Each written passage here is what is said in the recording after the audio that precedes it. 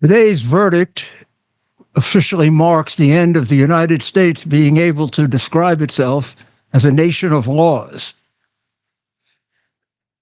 This verdict is a political prosecution intended for the purpose of rigging the 2024 election. These are the kinds of verdicts that occur in dictatorships and third world and banana republic governments, not in countries, even if not democracies, that are ruled by law. The law had nothing to do with this case. In fact, it was sacrilegiously violated time after time after time, including probably the most notable, telling the jury that they could disregard 800 years of English and American law and find a verdict partially that is not unanimous. In complete disregard of 14 different times that the Supreme Court of the United States has ruled that a verdict must in all respects be unanimous, including most recently in 2020 in Ramos against the United States, a case completely disregarded by this entirely lawless and seemingly extremely biased judge, or acting judge more properly, because he's never been elected and he's never been permanently appointed. Has to show that there was real lack of confidence in his legal acumen and abilities. To not understand the basis for a unanimous verdict is probably something that you don't even have to be a lawyer to understand. But it is throwing aside 800 years of history. Before Henry VIII, English men and women were instructed that a jury had to be unanimous in order to deprive someone of liberty. Now America puts itself in a category of nations ruled by dictators with this verdict. It is not a surprise to me. I've been a New Yorker all my life. I have a peculiarly good view of this city historically, probably more than anyone. Certainly no one has a greater view than I have of it, both currently and historically. This city has been a politically corrupt city for most of the last 150 years. It is a one-party dictatorship, and that's a Democrat party.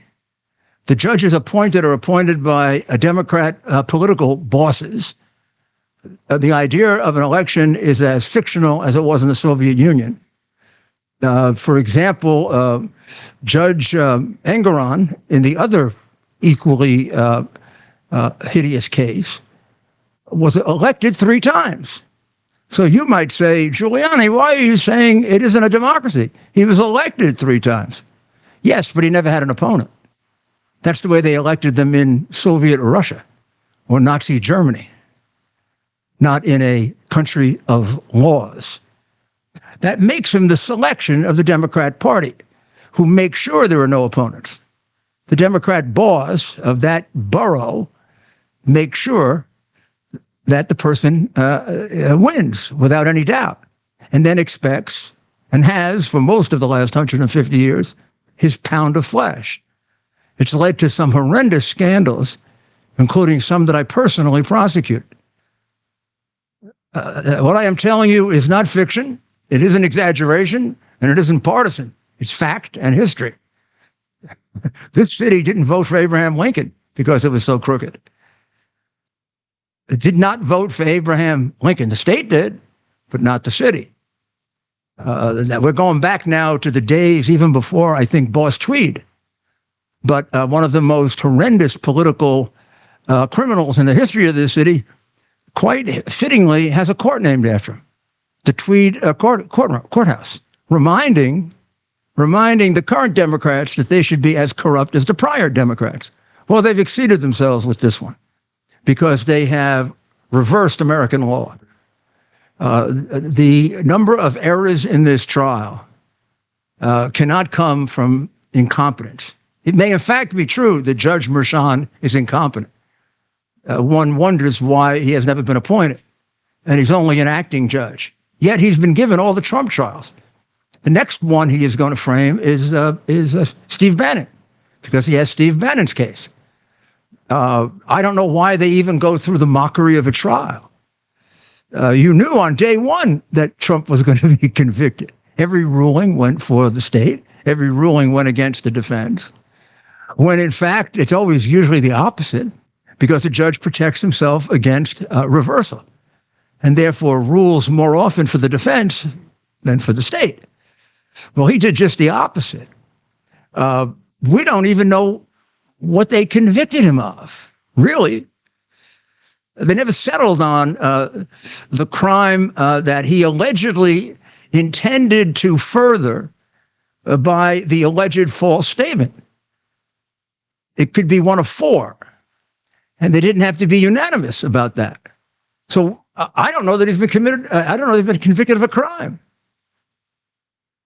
I think an honest appellate court would say this is completely null and void and completely contrary to American law or the law of any civilized nation, all in an effort to deprive him of the presidency. But is there anything new about that? Isn't this just another chapter in the never-ending saga of let's prevent Trump from being president? It started with Hillary Clinton extraordinarily paying $1.1 million for a completely phony Russian collusion story. It was untrue in every respect. It was created for money. President Obama and Vice President Biden at the time knew about it. There's no doubt, certainly by their silence, they supported it, and their support of Hillary Clinton, they supported it. When a president learned that a candidate for president was constructing a false story about another candidate, his continued support, to me, is criminal. Right? But that isn't by any means the worst crime they committed. When the FBI concluded quickly that they couldn't prove it before the election, their hopes were shattered that they could stop him. But then they revived it again, even though they had concluded there was nothing to it. And then they spent millions of your dollars, diverted the agenda of the United States for 2.5 years, trying to dislodge a lawfully elected president with fraudulently produced material that was paid for by Hillary Clinton and the Democrat Party. Now, I don't know that there's anything that they've alleged, even alleged, much less proved about Donald Trump, that rises to that level. That's about as grievous a crime as has ever happened in this republic.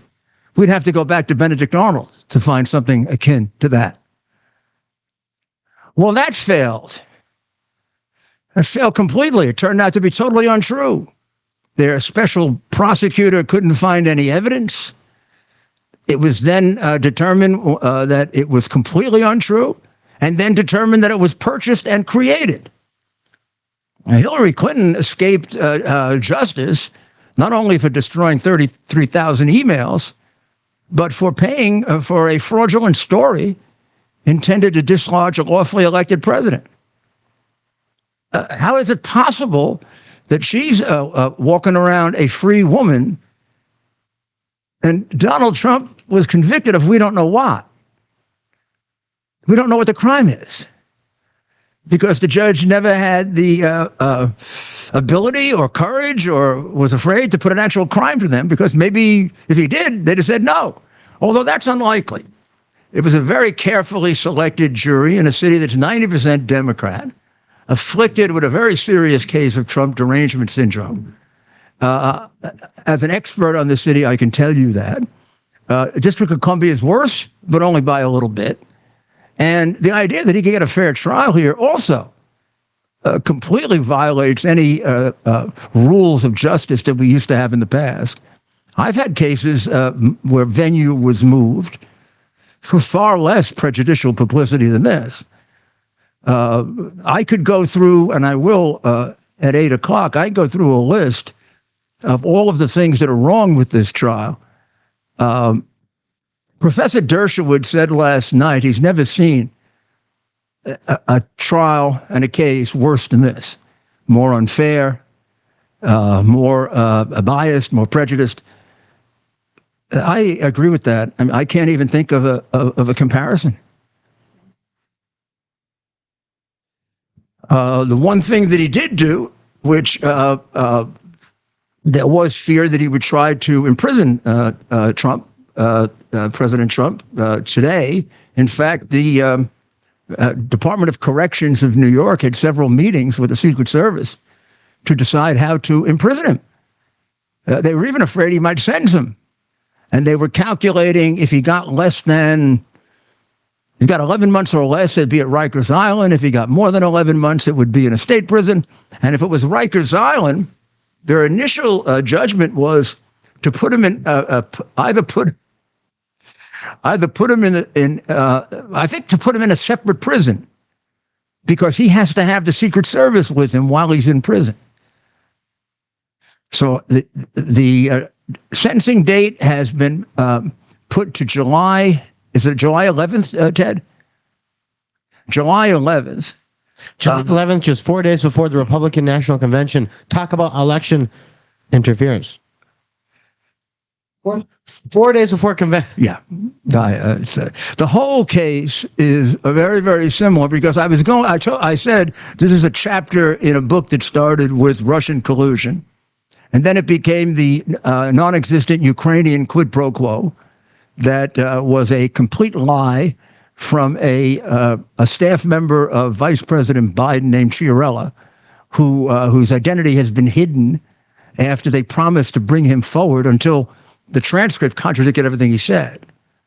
The quid pro quo for a bribe was clearly done by Joe Biden when he got his son out of trouble, got the case quashed in Ukraine, and also got a crooked billionaire, got him his business back, and made at least $9 million, all of which is provable from the hard drive. Provable, not like this case, but I would say you could be a disc jockey and prove it. That means you play recordings and show emails. You don't even need witnesses, but you got plenty. So they've tried the January 6th insurrection. They still talk about the January 6th insurrection. Biden talked about it yesterday. The only problem with it is they've charged 1,000 people. They must have investigated 10,000. They admit they've spent more money on the January 6th investigation than any in history. Hard to believe that's the most dangerous thing that ever happened to us in history. And they've charged no one with insurrection, much less proved insurrection. But they go around saying it. They even had him taken off the ballot for insurrection until the courts intervened. This is how desperate and how criminal they are in their approach to this. This trial is just a part of that. And there'll be more. Who knows what will come next? The simple fact is that they've, certainly in New York, for 150 years, with a couple of exceptions, LaGuardia, me, Bloomberg, been a thoroughly corrupt city, ruled by a democratic dictatorship. It's no exaggeration. Any smart New Yorker knows it. Certainly true with regard to political cases. I was told in law school you couldn't get a fair trial in a political case in the New York court because it was controlled by Democrats. So figure out a way of settling it. That sort of guided me in my first election that I lost by a surprisingly narrow margin with lots of contested votes. I decided not to contest it because I was told it would be a joke. I could have a choir of saints as witnesses, and the Democrat judge would rule for the Democrats because he wouldn't be a judge if he didn't, and he sure wouldn't continue. I then had the opportunity of investigating that as a prosecutor and putting a lot of these people in jail. So I know of what I speak. So where do we go from here? Where we go from here is the American people have to reject this. The American people have to rise above it. This conviction was created all by Democrats. There wasn't a single, this is a Democratic district attorney who ran saying he was going to get Trump, an attorney general here who ran saying she was going to get Trump. It's a district attorney who has released about half the criminals that come before him. I would say there are 7,000 to 9,000 people walking the streets of New York that would be in jail if I were the mayor, or Ray Kelly was back as the police commissioner. And they are wreaking havoc on New York. Just yesterday, a group of policemen were beaten by illegal migrants invited into this country by Joe Biden. They'll be free quickly. They'll be free to do it again as quickly as possible. You can't imagine how many people commit 3 and 4 crimes, within a 1 month period, and they've been arrested 2 or 3 times. That's Bragg. He's the prosecutor in the case, and they have time for this ridiculous non-crime, which they can't even define. You want to save the American justice system, you have to vote this demented dictator out of office. And now he's going to have he has scheduled a speech, or certainly not a press conference, some kind of a canned talk after the Trump verdict. Although he proclaims this wasn't political. What the hell was Robert De Niro doing here yesterday, making a fool out of himself, sent by the Biden campaign if it wasn't political? This whole thing is completely political. It's an attempt to continue to brainwash you and to continue their propaganda, which they really are just following their Marxist guidance in doing it.